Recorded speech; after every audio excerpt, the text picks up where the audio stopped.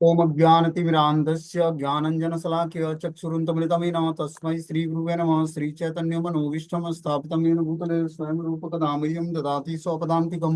वन्देऽहं श्रीगुरु श्रीयुतपदकमलं श्रीगुरून् वैष्णवाचं श्रीरूपं साग्रजातं सगण रघुनाथान्वितं तं सजीवं साद्वैतं सावधूतं परिजनसहितं कृष्णचैतन्यदेवं श्रीराधाकृष्णपादान् सगण ललिता श्रीविशाखान्विताश्च नारायणं नमस्कृत्यं नरं चैव नरोत्तमं देवीं सरस्वतीं व्यासं ततो जयमुदीरयेत्।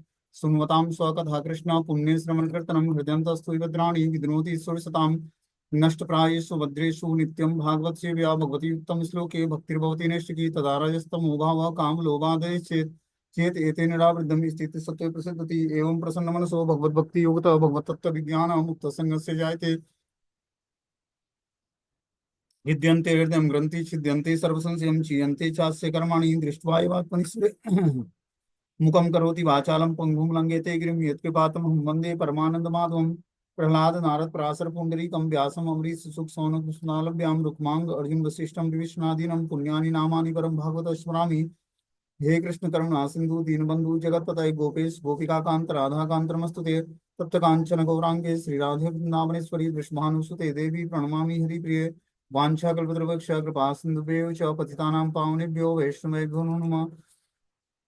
जय श्री कृष्ण चैतन्य प्रभु नित्यानंद श्री अद्वैत गदाधर श्रीवासादि श्री गौर भक्तवृंद। हरे कृष्णा कृष्ण कृष्णा हरे हरे, हरे राम राम राम हरे हरे। तो इसमें आज हम लोग को श्रीमद् भागवतम का स्कंद संख्या 3 अध्याय संख्या 31 और श्लोक संख्या 14 नंबर पढ़ना है। बोलते हैं यह पंचभूत रचितम रहितम शरीरे छन्नो अथ इंद्रिय गुणार्थ चिदात्म को अहम तेना वैकुंठ महिमान ऋषि तमेनम वंदे परम प्रकृति पुरुषस्योपुमासनम।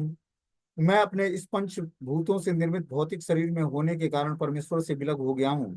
फलतः मेरे गुण तथा इंद्रियों का दुरुपयोग हो रहा है। यद्यपि मैं मूलतः आध्यात्मिक हूँ, चूंकि ऐसे भौतिक शरीर से रहित होने के कारण भगवान प्रकृति तथा जीव से परे हैं और चूंकि उनके आध्यात्मिक गुण महिमामय हैं, अतः मैं उन्हें नमस्कार करता हूँ। क्या बोलते हैं, मैं अपने इस पंच भूतों से निर्मित भौतिक शरीर होने के कारण परमेश्वर से विलग हो गया हूँ। परमेश्वर से विलग तब होता है व्यक्ति जब पंचभूतों से निर्मित शरीर धारण करता है। भगवान से विमुख होता है तो क्या होता है, उसको पंचभूत शरीर मिलते हैं, पंचभूतों से बना हुआ। ठीक है ना। उससे पहले उसका जो शरीर होता है वो भी सच्चिदानंद स्वरूप होता है। भगवान के धाम में जब भगवान की नित्य सेवा में जीवात्मा इंगेज होता है तो उसका स्वरूप जो है और शरीर जो है सच्चिदानंद होता है। लेकिन जैसे ही वो भगवान से विमुख होता है और और पंचभूतों से बना उसको शरीर धारण करना पड़ता है। फलतः मेरे गुण तथा इंद्रियों का दुरुपयोग हो रहा है। यद्यपि मैं मूलतः आध्यात्मिक हूँ। हर व्यक्ति आध्यात्मिक स्वरूप में था भगवान के धाम में, लेकिन जैसे ही भगवान से विमुख होकर इस भौतिक संसार में आया तो माया के टच में आने मात्र से पंचभूतों से बना उसको शरीर मिला। चूंकि ऐसे भौतिक शरीर से रहित होने के कारण भगवान प्रकृति तथा जीव से परे हैं और चूंकि उनके आध्यात्मिक गुण महिमा में आता मैं उन्हें नमस्कार करता हूँ। भगवान जो है इस भौतिक शरीर से रहित होने के कारण भगवान प्रकृति तथा जीव से परे हैं। भगवान का अपना भगवान एब्सोल्यूट प्लेटफॉर्म पर है, मतलब भगवान सत्य के प्लेटफॉर्म पर हैं। वो सच्चिदानंद विग्रह है, लेकिन जीवात्मा पंचभूतों से बना हुआ विग्रह है। ठीक है ना। बोल रहे हैं भगवान प्रकृति तथा जीव से परे हैं और चूंकि उनके आध्यात्मिक गुण महिमा में है। भगवान के सारे गुण आध्यात्मिक हैं। जब हम उनका चिंतन करते हैं, उनकी भक्ति करते हैं, आध्यात्मिक चीजों को फॉलो करते हैं तो वो दिव्य गुण हमारे अंदर भी आने शुरू होते हैं धीरे धीरे। बोलते हैं जीवात्मा तथा भगवान का अंतर यह है कि जीव प्रकृति के वश में रहता है, जबकि भगवान प्रकृति तथा जीव दोनों से परे हैं। जब जीवात्मा प्रकृति में रहता है तो उसकी इंद्रियां तथा उसके गुण कलुषित हो जाते हैं। क्या बोलते हैं यहाँ पर, जीवात्मा तथा भगवान का अंतर यह है कि जीव प्रकृति के वश में रहता है। जीवात्मा जब जन्म लेता है इस भौतिक संसार में तो प्रकृति उसको सारी सुविधाएं देती है और प्रताड़ित भी करती है। प्रकृति के द्वारा उसको त्रैताप दिया जाता है और प्रकृति के द्वारा सब कुछ उसको फैसिलिटी दी जाती है। जैसे जल की फैसिलिटी है, वायु की फैसिलिटी है, जो भी प्रकृति के द्वारा में रोशनी है सूर्य के द्वारा मिलती है, तो ये सब प्रकृति के अंतर्गत आते हैं। पुरुष इस पूरे प्रकृति में एक ही है, भगवान कृष्ण। और सारे हम सारे जीवात्मा सारे देवी देवता सब प्रकृति हैं। सब एक दूसरे की सेवा करते हैं। समझ रहे बात को। इसी तरह भगवान के धाम में सारे प्रकृति होते हैं, भगवान को आनंद देते हैं और भगवान ही बस मात्र भोक्ता होते हैं, पुरुष होते हैं। पुरुष का मतलब है भोक्ता। समझ रहे बात को, बाकी सब प्रकृति है। पुरुष कौन है? तो भगवान है। वो क्यों है? परम भोक्ता है वो।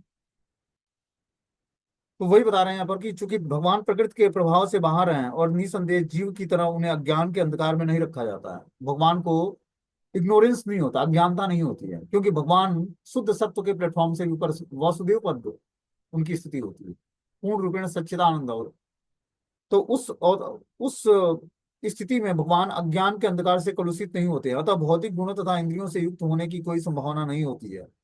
अपने पूर्ण ज्ञान के कारण उन पर प्रकृति का वश नहीं चलता, उल्टे प्रकृति सदा ही उनके वश में रहती है। अतः प्रकृति के वश की बात नहीं कि वह भगवान को अपने वश में कर सके। तो प्रकृति के वश में जीवात्मा रहता है, भगवान प्रकृति के वश में नहीं होते। भगवान क्या है? प्रकृति भगवान की अध्यक्षता में कार्य करती है, और हम लोग प्रकृति की अध्यक्षता में कार्य करते हैं। यही अंतर है भगवान में और हम जीवात्माओं में, कि भगवान प्रकृति के संचालक हैं, प्रकृति उनके गाइडेंस में, निरीक्षण में चलती है, और जीवात्मा प्रकृति के गाइडेंस में चलता है। कोई सोचता होगा कि मैं तो पूर्ण रूपेण स्वतंत्र हूँ, ठीक है ना, आगे पीछे कोई बोलने वाला नहीं, लेकिन आप इस बात पर विश्वास करो, शास्त्र बताता है कि हर व्यक्ति प्रकृति के संरक्षण में है। वो कोई गलती करता है तो सात देवताओं और उसके हृदय में बैठे परमात्मा साक्षी रूप में गवाही देते हैं उसके कार्यों का। तो क्या है? वो किसी न किसी के गाइडेंस में है। स्वतंत्र कोई भी जीवात्मा नहीं है, प्रकृति जो है माया के गाइडेंस में आपको रखती है।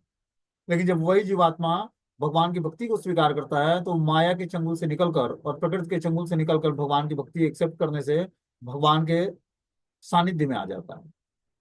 कब? जब वो प्रमाणिक आचार्य गुरु परंपरा से जुड़ेगा और उनके बताए हुए दिव्य आदर्श का पालन करके भगवान की शुद्ध भक्ति को अडॉप्ट करेगा, तब वो भगवान के संरक्षण में आएगा, दैवी गुणों के संरक्षण में आएगा। और तब जाकर वो मम माया दुरत्या, मतलब माया के दुरंत प्रभाव से मुक्त हो पाएगा। जब तक जीवात्मा माया के टच में होता है, तब तक उसको भक्ति करने की इच्छा जागृत नहीं होती है।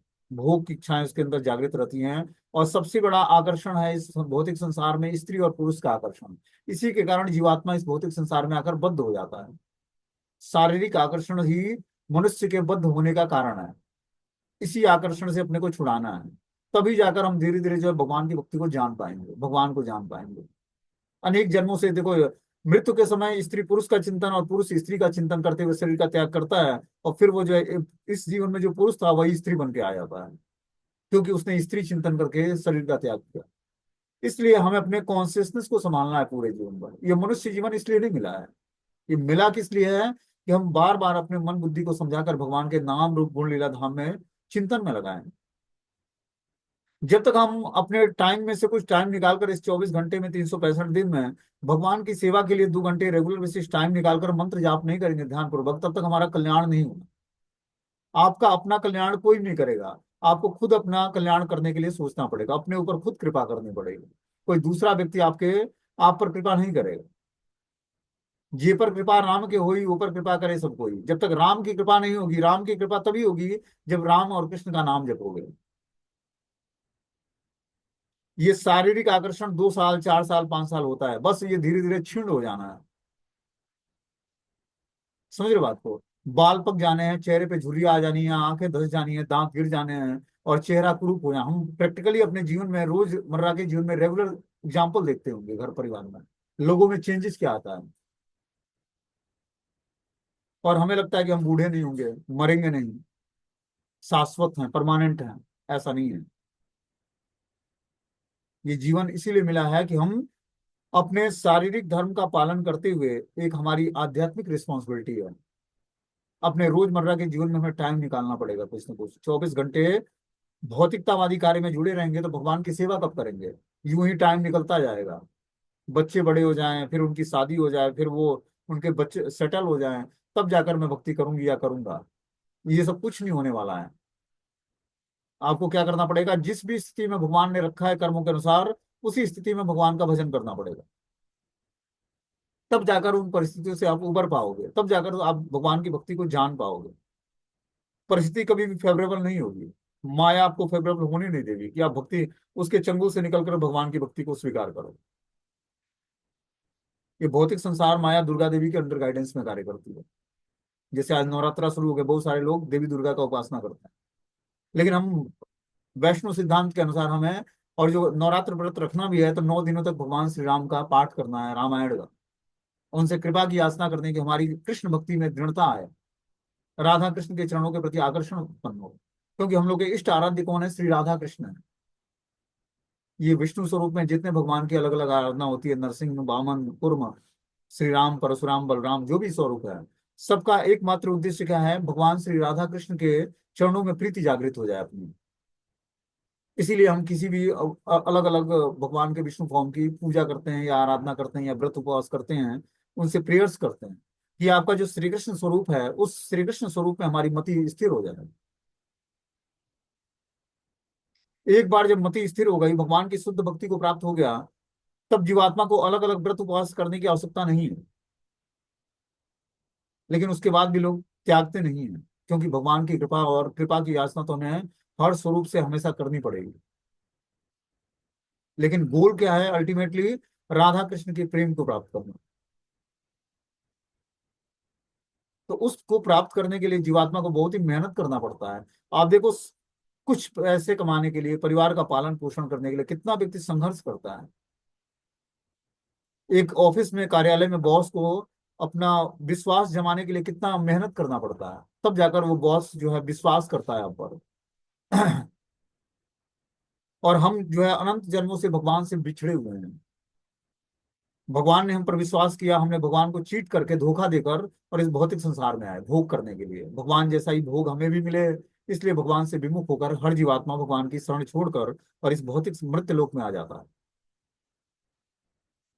तो सोचो कि छोटा सा बॉस होता है कार्यालय कार्यालय में कार्य करते हुए, ऑफिस कार्यालय में, तो उसको उस पर विश्वास जमाने के लिए कितना व्यक्ति को संघर्ष करना पड़ता है, कितने लोगों को मनाना पड़ता है, कितने लोगों से झगड़ा लड़ाई करके जो है, और जो है उसको किसी तरह मोटिवेट करके अपने में अपने फेवरेबल बनाना होता है कि वो हमारे ऊपर हमारा टेक केयर करे, जॉब में प्रोग्रेस दिलाए, सैलरी बढ़ाए, जो भी करे। तो अनंत कोटि भगवान जो है अनंत कोटि ब्रह्मांड के स्वामी है। एक बार हमने उनका विश्वास तोड़ दिया अपने ऊपर से। अब विश्वास बनाने के लिए हमें कितना भजन करना पड़ेगा, कितना उनकी सेवा करनी पड़ेगी, तब उनका विश्वास बढ़ेगा। विश्वास क्या होता है? पहले श्रद्धा शब्द है विश्वास के लिए, सुदृढ़ निश्चय। पहले श्रद्धा जागृत हुआ है आपके अंदर, अभी कोमल श्रद्धा है। कोमल श्रद्धा को जब हम बार बार श्रवण और कीर्तन करेंगे, नाम को जप करेंगे और ध्यान पूर्वक सुनाएंगे और कथा कीर्तन में पार्टिसिपेट करेंगे, तब जाकर ये धीरे धीरे कोमल श्रद्धा हमारी दृढ़ होगी। श्रद्धा शब्द विश्वास के लिए सुदृढ़ निश्चय, तब जाकर हमारा सुदृढ़ निश्चय होगा। क्या निश्चय होगा? कि कृष्ण भक्ति के लिए सर्वकर्म कृत्य है, कि कृष्ण भक्ति करके ही हम अपने जीवन को सार्थक बनाते हैं। बाकी सब तो जो है ड्रामा चल रहा है इस भौतिक संसार में, रोल चल रहा है। माता गर्भ धारण करती है, बच्चे को जन्म देती है, पालन पोषण करती है, कुछ दिनों तक वो पढ़ाती लिखाती है, फिर वो अपने कार्य क्षेत्र में चला जाता है। कौन किसकी माता, कौन किसका पिता और कौन किसका बेटा, हम सबको रोजमर्रा के जीवन में ये सब चीजें देखने को मिलती है प्रैक्टिकली। तो वास्तविक अपना रिलेशनशिप भगवान से है, उसी को हमें जागृत करना है भक्ति करके। कैसे? श्रवण और कीर्तन जब हम सफिशिएंट मात्रा में करेंगे, तभी जाकर हमारा धीरे धीरे भगवान से रिलेशनशिप कायम होगा। इसीलिए मनुष्य जीवन मिला है। भगवान ने इंटेलिजेंस दिया, बुद्धि प्रदान किया कि आप अपने बुद्धि का सही उपयोग करके पहले अपने को जानो और मुझे जानो, फिर अपना संबंध मुझसे जागृत करो, जो संबंध पीछे छूट गया करोड़ों जन्मों से पहले। फिर भटकते भटकते अनेक जन्मों के बाद जो है मनुष्य जीवन मिला। इसमें किसी ने बताया कि आप महामंत्र का जाप करें, आपने महामंत्र जाप शुरू कर दिया। अब धीरे धीरे उसमें परफेक्शन लाना है जपा में, ध्यान पूर्वक जप को 16 माला जपना है और 16 अक्षर को ध्यान पूर्वक उच्चारण करना है। तब जाकर धीरे धीरे हमारे अंदर जो है आध्यात्मिक चेतना का विकास होगा। कितने लोग बोलते हैं कोई छोटा मंत्र दे दीजिए। छोटा मंत्र देने से कोई फायदा नहीं हो, क्योंकि जब तक मंत्र प्रमाणिक नहीं होगा तब तक वो असर नहीं दिखाएगा अपना। और लंबे समय तक भजन, आप 6 महीने हरे कृष्ण मंत्र का ध्यान पूर्वक जप करके देखो, आपके जीवन में बदलाव क्या आता है, आपकी कॉन्सियसनेस कितना सुदृढ़ हो जाती है, शरीर में क्या बदलाव आता है, मतलब सारी चीजें बहुत ही पवित्रता दिखेंगी आप में। बस आपको क्या करना है? ब्रह्म मुहूर्त में उठकर और जो है पंच तत्व मंत्र का उच्चारण करके और भगवान के महामंत्र का जाप करना है। पंच तत्व से प्रेयर करना है, गुरु से प्रेयर करनी है और महामंत्र का जाप करना है, बस। 6 महीना कंटिन्यू आप करके देखो। आपने बहुत कुछ फॉर्मूला अपने जीवन में अपनाया होगा, पढ़ाई लिखाई करते समय या फिर जॉब बिजनेस करते समय, या फिर अपने शरीर को मेंटेन करने के लिए कि चलो योगा हम शुरू करते हैं तो लंबे समय तक योगा करते हैं कि शरीर फिट हो जाए। तो आप अपनी आत्मा को फिट करने के लिए, मन और बुद्धि को फिट करने के लिए, शरीर को फिट करने के लिए, मेरे कहने के अनुसार जो शास्त्र में बताया गया, 6 महीने भगवान का नाम लिया, आपको 21 दिन में उसका असर दिखने लगेगा। 6 महीने तो बहुत लंबा टाइम होता है। 21 दिन आप कंटिन्यू एक समय पर मंत्र जाप करो, आप देखो 21 दिन में आपके अंदर बदलाव क्या आता है। पूरा आपका दिनचर्या, पूरा शरीर का बना मतलब रूप रंग, सब कुछ और कॉन्सिस्टेंस आपकी बदल जाएगी। तो इसके लिए आपको पर्टिकुलर स्ट्रगल करना पड़ेगा। जिस तरह आप जॉब छोड़ नहीं सकते, बिजनेस छोड़ नहीं सकते, बच्चों का पालन पोषण नहीं छोड़ सकते, तो आप भगवान की भक्ति को क्यों छोड़ देते हो? ये आपकी नीड है, आवश्यकता है। आपकी एक आत्मा की आवश्यकता है, वो आवश्यकता है भगवान की भक्ति। उसको आपको स्वीकार करना पड़ेगा। तभी आपका वास्तविक जो है आनंद की वृद्धि होगी। जिस आनंद की तलाश के लिए आप स्ट्रगल करके धन कमाते हो, बच्चों का पालन पोषण करते हो, पति पत्नी की सेवा करते हो, माता पिता का टेक केयर करते हो, समाज राष्ट्र देश जो भी है, ये सब हमसे प्रसन्न रहे, मैं भी आनंद में रहूं। लेकिन वास्तविक आनंद तो परमानंद भगवान श्री कृष्ण को प्राप्त करने में, भक्ति करने में। उस आनंद को क्यों भूल जाते हैं? और भगवान से विमुख होकर ही जीवात्मा कष्ट पा रहा है इस भौतिक संसार में। जब तक व्यक्ति बद्ध अवस्था में होता है तब तक उसके पास टाइम ही नहीं निकलेगा। तमोगुण में व्यक्ति के पास टाइम होते हुए भी टाइम नहीं। आप देखो कि धीरे धीरे आप सुबह उठकर जो है बिना नहाए धोए बस पानी पियो और 4 माला जप करो। फिर जो टाइम आपका वॉशरूम में है, आधे घंटे 45 मिनट का लगता है, वो 15 मिनट में फ्रेश हो जाओगे, सब कुछ नहा धो के कंप्लीट। क्या करना है? जल पीना है और 3 या 4 माला करो सुबह सुबह उठने के साथ ही। उसके बाद वॉशरूम जाओ फ्रेश होने के लिए। आप देखोगे कि जो टाइम आधा घंटा या 45 मिनट लगता है, वो 15 मिनट में निपट जाएगा सब कुछ। क्योंकि जब व्यक्ति सोता है तो निहायती तमोगुण में चला जाता है। सारी इंद्रियों और सारी जितने भी द्वार हैं वो सबसे जो है गंदगी निकलती है, और व्यक्ति की चेतना दूषित हो जाती है सोते समय। क्योंकि सारी इंद्रियां जब शिथिल पड़ती हैं तो सारी एक्टिविटी जो है, जो अंदर की गंदगी है, जो हवा का प्रभाव है, वो सब कुछ बाहर निकालता है गंदगी को। और इससे चेतना दूषित रहती है। हम देखते हैं कि अभी तो चलो भगवान का प्रसाद खा रहे हैं, पहले जब हम लोग लहसुन प्याज या ऐसी चीजें खाते थे तो सुबह उठने के साथ मुंह से बदबू आती थी। आज हम लोग प्रैक्टिकली अपने घर में भी देखते हैं कि जो डिवोटी नहीं है, उसके पास सुबह उठने के साथ खड़े हो जाओ तो मुंह से बास आएगी, शरीर से बदबू आएगी। तो हमें अपने, जब हमें ज्ञान हो गया कि भगवान की भक्ति ही जीवन का मात्र एक उद्देश्य है, इस उद्देश्य को पूरा करने के लिए अपने जीवन को हमें भगवान की तरफ मोड़ना पड़ेगा। नहीं तो आपके जीवन में कभी टाइम नहीं। एक बार आप विश्वास मानो कि एक बार आप भक्ति को स्वीकार कर लेते हो और कुछ दिनों तक करते हो, तो आपके धीरे धीरे जीवन में सब कुछ फेवरेबल होने लगेगा। आपको लगेगा कि हमारी, अगर जो आप ध्यान पूर्वक 16 माला सुबह जप कर लेते हो, आपके सारे कार्य दिन भर में पूर्ण हो जाएंगे। और 16 माला जप या ध्यान पूर्वक नहीं हुआ तो पूरा दिन वो टाइम यूं ही बीत जाएगा, और माला भी पूरी नहीं होगी, वो कार्य भी पूरा नहीं होगा। क्योंकि जब तक व्यक्ति सतोगुण की वृत्ति धारण नहीं करेगा तब तक उसका टाइम एक्सपेंड नहीं होगा। वही 24 घंटे में वही जॉब बिजनेस करते हुए आप 16 माला बस सुबह उठकर नाम जप कर लो। फिर देखो जीवन में चेंजेस, बदलाव क्या आता है। आपका पूरा जीवन ही ये नाम बदल देगा। समझ रहे बात को? इसमें बता रहे हैं कि भक्ति की पूरी प्रक्रिया ही अपने आप को प्रकृति के इस कलमश से शुद्ध करना और आध्यात्मिक स्तर पर आसीन करना है, जहां और भी भगवान के गुणात्मक रूप से एक होने होते हैं। वेदों में कहा गया कि जीव सदैव मुक्त रहता है, उसका भौतिक कलमश से क्षणिक है, और उसकी वास्तविक स्थिति मुक्तता की है। यह मुक्ति कृष्ण भावनामृत द्वारा प्राप्त की जाती है और शरणागत होने के साथ ही प्रारंभ होती है। इसलिए कहा गया कि मैं परम पुरुष को सादर नमस्कार करता हूँ। जब व्यक्ति शरणागत होता है भगवान पे, शरणागत कैसे हुआ जाता है? जब हम नाम की शरण ग्रहण करते हैं। बिना नाम की शरण ग्रहण किए हमारे अंदर शरणागति के लक्षण प्रकट नहीं होंगे। और जब तक शरणागति के लक्षण प्रकट नहीं होंगे तब तक भगवान की कृपा नहीं होगी, वैष्णव की कृपा नहीं होगी। ये जीवन इसी तरह चलता जाएगा। समझ रहे बात को? और समय नहीं मिलेगा हमें। और एक दिन मृत्यु आएगी और हमारे शरीर से हरण करके आत्मा को ले जाएगी, और फिर एक नए कुत्ते बिल्ली बंदर सुअर अलग अलग जोनियों में डाल देगी। और ऐसे हमने बहुत अनेक जन्मों तक माता पिता की सेवा किया है, पति पत्नी की सेवा किया, बच्चों को पाला है, हर योनि में ये फैसिलिटी मिलेगी, लेकिन एक जीवन मिला मनुष्य का, ये बहुत ही रेयर मिला है आपको। समझ बात को, इसका सही उपयोग कर लो बस। सही उपयोग यही है कि शास्त्रों की बातों को ध्यान में रखते हुए अपना जीवन जीना है। कभी भी आपको भक्ति करने का टाइम नहीं मिलेगा पारिवारिक जीवन में। आपको जबरदस्ती टाइम निकाल कर और मन को लगाना पड़ेगा कि आज हमारी 16 माला ध्यान पूर्वक नहीं हुई है, आज हमें 1 घंटे लेट सोना है, लेकिन माला अपनी पूरी करनी है आज। इस तरह आप जब जबरदस्ती करोगे माला, धीरे धीरे भगवान की कृपा होगी। लेकिन आप लेजी पड़ जाओगे कि आलस, अरे चलो आज का कल, कल का परसों कर लेंगे, क्या दिक्कत है, या नहीं भी करेंगे तो कौन देख रहा है।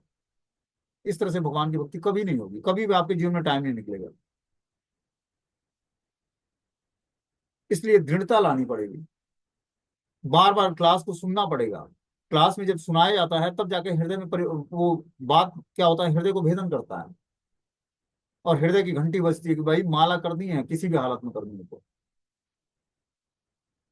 तो हमें कुछ ना कुछ एक्टिविटी स्पिरिचुअल करनी पड़ेगी, और भक्तों से जुड़े रहना पड़ेगा। इन प्रकार किसी तरह टाइम निकाल कर अपने पारिवारिक जीवन से, जब तक हम क्लास से जुड़ेंगे नहीं तब तक हमारा आध्यात्मिक जीवन शुरू नहीं होगा। अपने प्रयास से हम बद्ध जीवात्मा तमोगुण से ऊपर उठ ही नहीं पाएंगे कभी। इसीलिए भक्ति का पहला मेथड ही श्रवणम बताया गया है, फिर जाकर कीर्तनम। बिना श्रवण किए हुए व्यक्ति कीर्तन कर ही नहीं सकता है। वो मैकेनिकली होगा, कृत्रिम रूप से होगा। आगे इसमें बता रहे कि यन यन माययो ऋण गुण कर्म निबंध ए अस्मिन संसारिके पथि चरस्य दविश्रमेण नष्ट स्मृति पुनरयम प्रमृत्य लोकम युक्ता कया महदनुग्रह मंत्रेण। जीव आगे प्रार्थना करता है कि जीवात्मा प्रकृति के वशीभूत रहता है और जन्म तथा मरण का चक्र बनाए रखने के लिए कठिन श्रम करता है। यह बद्ध जीवन भगवान के साथ अपने संबंध की विस्मृति के कारण है। अतः बिना भगवान की कृपा के कोई भगवान की दिव्य प्रेमा भक्ति में पुनः किस प्रकार संलग्न हो सकता है। देखो कितना बढ़िया बात भगवान कपिल देव बता रहे हैं कि जीव आगे प्रार्थना करता है जब वो माता के गर्भ में होता है। तो क्या प्रार्थना करता है, जीवात्मा प्रकृति के वशीभूत रहता है और जन्म मरण का चक्र बनाए रखने के लिए कठिन श्रम करता है। देखो जन्म मरण का चक्र बनाए रखने के लिए कठिन श्रम क्या है, कि व्यक्ति इंद्रिय तृप्ति के करने के लिए बहुत ही स्ट्रगल करके धन कमाता है, और उस धन से क्या करता है, भोग करता है। भोग करके पाप जनरेट करता है, पाप को भोगने के लिए फिर से एक कष्टमय जीवन स्वीकार करता है। लेकिन स्ट्रगल करके धन कमाता है, धन कमाकर उसको भगवान की सेवा में लगाता है। धन भी पवित्र होता है, उसकी कॉन्सियसनेस भी पवित्र होती है, और धीरे धीरे उसके मुक्ति का मार्ग खुल जाता है। तो क्या ये रास्ता आसान है या इंद्रिय तृप्ति का रास्ता आसान है? व्यक्ति मान लो कि स्ट्रगल करके धन कमाया, खूब संघर्ष किया, खूब बढ़िया से धन कमाया, और ले जाकर उसको जो है शराब के ठेके पर शराब पी लिया, उसका पीकर गंदे नाली में गिर गया, या घर पे आया पत्नी पर से झगड़ा किया, और फिर जो है कुछ गाली गलौजा हुआ और फिर सो गया, या फिर कुछ गलत कार्य कर दिया, ठीक है ना। तो क्या हुआ उसके जीवन का, फिर एक नया कर्म जनरेट हो गया, उसको भोगने के लिए फिर से एक नया शरीर धारण करना पड़ेगा। और वही व्यक्ति जो है धन कमाता है, घर में आता है, पत्नी जो है भगवान को भोग लगाती है, आरती करती है, श्रृंगार करती है, वो भगवान को देखता है, प्रणाम करता है, प्रसाद खाता है, तो क्या एक कितना सुंदर वातावरण होगा घर का। क्यों ना हम ये जीवन जिए। दोनों के स्त्री पुरुष का आकर्षण का केंद्र भगवान को क्यों नहीं बनाते हम अपने पारिवारिक जीवन में?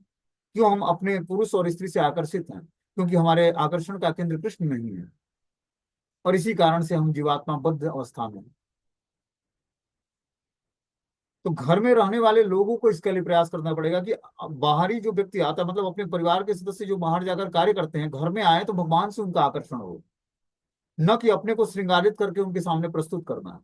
भगवान को श्रृंगारित करके उनको प्रस्तुत करना उनके सामने, कि उनका आकर्षण भगवान के प्रति हो, उनकी सेवा हो भगवान के प्रति। वो जो भी फल फूल सब्जियां तरकारियां खरीद कर लाते हैं वो भगवान के लिए ले आए, न कि आपको प्रसन्न करने के लिए, कृष्ण को प्रसन्न करने के लिए सारी चीजें होनी चाहिए। तब जाकर जीवात्मा धीरे धीरे जो है मुक्ति प्राप्त करेगा, और उसका घर जाकर पवित्र होगा, उसकी कॉन्सियसनेस पवित्र होगी। बता रहे हैं कि जीव आगे प्रार्थना करता है कि जीवात्मा प्रकृति के वशीभूत रहता है और जन्म मरण के चक्र को बनाए रखने के लिए कठिन श्रम करता है। यह बद्ध जीवन भगवान के साथ अपने संबंध की विस्मृति के कारण है। अतः बिना भगवान की कृपा के कोई भगवान की दिव्य प्रेम भक्ति में पुनः किस प्रकार संलग्न हो सकता है। तो बिना भगवान की कृपा के कोई भगवान की भक्ति में संलग्न नहीं हो सकता है। और भगवान की कृपा मिलेगी कैसे, जब हम महामंत्र का जाप करेंगे, वैष्णव सेवा करेंगे, भगवान की तदीय वस्तु की सेवा करेंगे। तदीय वस्तु क्या होता है? गाय, ब्राह्मण, तुलसी, एकादशी, गंगा, यमुना, धाम, वैष्णो, ब्राह्मण। जब हम इनकी सेवा करेंगे तब जाकर धीरे धीरे हमारी स्वीकृति जागृत होगी, हमें टाइम मिलेगा कि मैं मंत्र जाप कर पाऊँ। हरे कृष्ण मंत्र जप करना इतना आसान नहीं है। इसके लिए आपको टाइम निकालने के लिए आपको पहले सेवा करनी पड़ेगी भगवान की तदीय वस्तु की। तपस्या, दान और यज्ञ करना पड़ेगा सफिशिएंट मात्रा में। आप अपनी गाड़ी कमाई का कुछ धन जो का ले आकर और किसी वैष्णव या ब्राह्मण को दान नहीं करोगे, या धाम में लोगों की सेवा नहीं करोगे, तब तक स्वीकृति इकट्ठी नहीं होगी महामंत्र जाप करने की। तपस्या करने के लिए एकादशी व्रत रखना पड़ेगा दृढ़ता पूर्वक।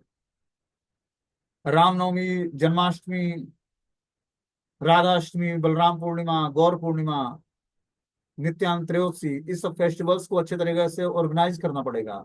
व्रत रहकर भगवान का ग्लोरिफिकेशन करना पड़ेगा। तब आपकी स्वीकृति जगेगी, तब आपसे नाम जप हो पाएगा। इतना आसान नहीं है इस भौतिक संसार में नाम जप करना, बहुत ही कठिन कार्य है ये। बताया गया शास्त्र में, व्यक्ति करोड़ों वर्ष गंगा नहाकर दान दे लेता है, सारे तीर्थों का भ्रमण कर लेता है, उसके बाद भी उसको कोई व्यक्ति ऐसा नहीं टकरता कि अब प्रभु या माता जी आप नाम जप कर दीजिए। लेकिन अगर जो हमें स्वीकृति मिली है, कोई टकरा है, कोई बोलने वाला है, कोई गाइडेंस देने वाला है, तो हमें क्या करना है? उसके आदेश का पालन करते हुए भगवान के नाम से जुड़ जाना है इस जीवन में। धीरे धीरे प्रमाणिक गुरु के टच में आकर उनसे दीक्षा प्राप्त करके, उनकी कृपा को आकर्षित करके, और धीरे धीरे अपने जीवन को आध्यात्मिक बना लेना है। आप विश्वास मानो कि प्रैक्टिकली आप हर व्यक्ति के जीवन में देखोगे, जो आनंद की तलाश में वो है, वो आनंद उसको तभी मिलेगा जब वो उचित स्रोत से जुड़कर और भगवान के नाम की शरण ग्रहण करेगा। उससे पहले आनंद नहीं आएगा। उससे पहले इंद्रिय तृप्त करोगे, फ्रस्ट्रेशन बढ़ेगा। समझ रहे बात को? जितना ही व्यक्ति खाने, पहनने, भोग करने की सुविधाओं को इकट्ठा करता है, उतना ही फ्रस्ट्रेट होता जाता है भौतिक संसार में।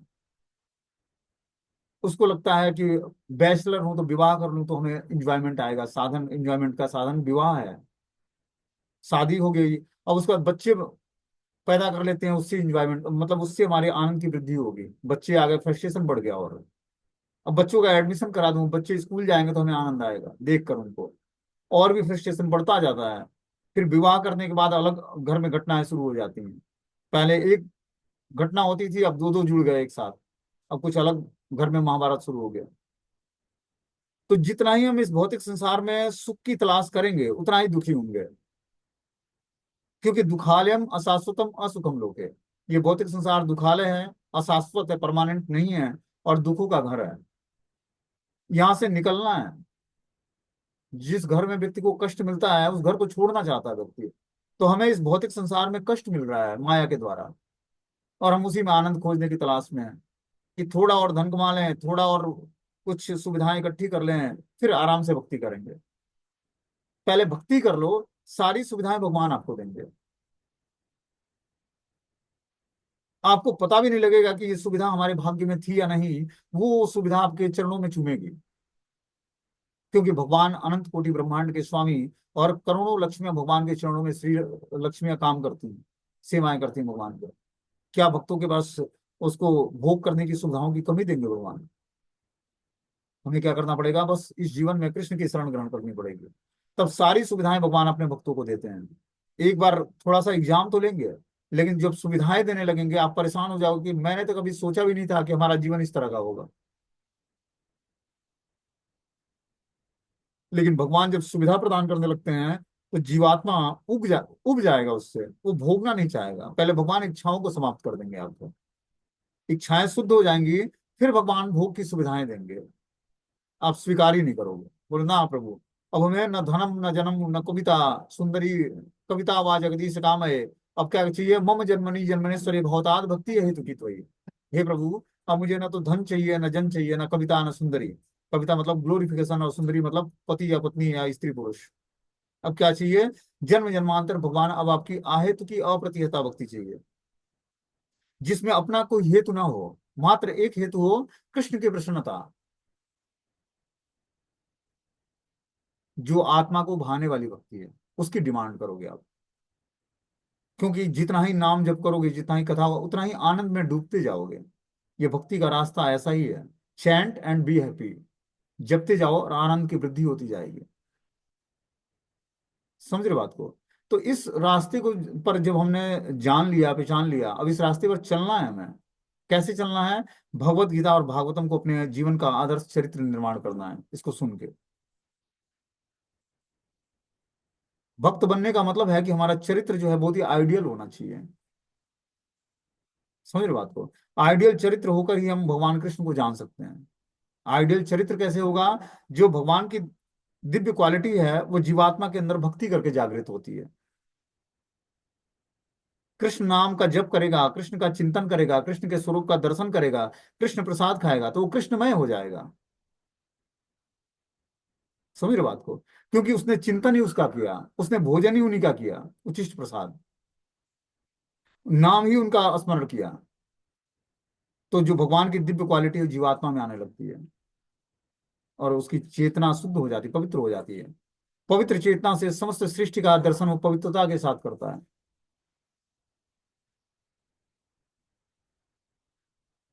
आगे इसमें बता रहे हैं कि भगवान की कृपा के बिना कोई उनको या उनके वास्तविक रूप गुण नाम को नहीं समझ सकता है। जो भक्ति नहीं करता वो कई हजार वर्षों तक चिंतन करने के बाद भी परम सत्य के स्वभाव को समझने में असमर्थ होता है।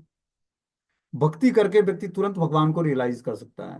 चिंतन करके भगवान को अनेक जन्म लगेंगे, उसके बाद भी हजारों वर्ष तक चिंतन करने के बाद भी परम सत्य के स्वभाव को समझने में असमर्थ रहेगा व्यक्ति। चिंतन किस सब जगह, अब अभी अपनी चिंतन जो है पवित्र हुई नहीं। अभी तो चिंता है, चिंतन तो बना नहीं। चिंतन क्या होता है और चिंता क्या होती है? चिंता मतलब हुआ कि हमारा मन बुद्धि किसी सब्जेक्ट पर एब्जॉर्ब हो गया। और चिंतन क्या होता है?